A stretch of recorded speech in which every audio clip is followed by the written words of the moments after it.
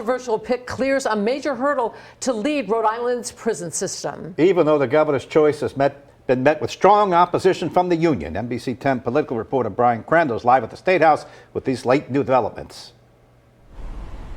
Gina Patrice, a short time ago here at the State House, a Senate committee overwhelmingly gave the go-ahead to Wayne Salisbury's nomination to be the permanent corrections director. That's despite the union hammering away at his professional and personal record in recent weeks. Wayne Salisbury gives his credentials to state senators just before they move his nomination along. He also defended himself in the face of union criticism, speaking about it publicly for the first time. What do you think of all the efforts that the union made in the last couple of weeks to try to derail this nomination? Well, I think everybody's entitled to their opinion and opportunities to speak out. Am I disappointed in the approach that they took? Absolutely. I don't think he has the ethical, responsibilities to be the director.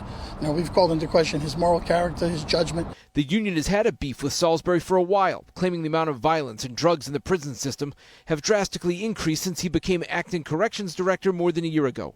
Salisbury said violence did spike after some court-ordered changes, but has leveled off. The union then upped the ante, filing ethics complaints against Salisbury last week over the employment of his stepdaughter and not disclosing travel.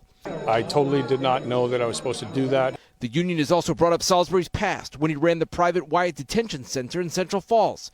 Salisbury was charged in 2010 with falsifying how much unused vacation time he was owed, and he was fired. That charge was dropped years later, and Salisbury maintained his innocence.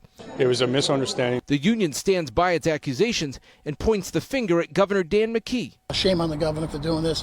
I think it's extremely frustrating that the governor is not taking pause on the things that have come up. McKee maintains Salisbury has done a good job as acting director. Controversy doesn't mean it's true. The president has overplayed his hand, and he's created a personal issue out of something that should be professional, and I think he's overstepped that bound.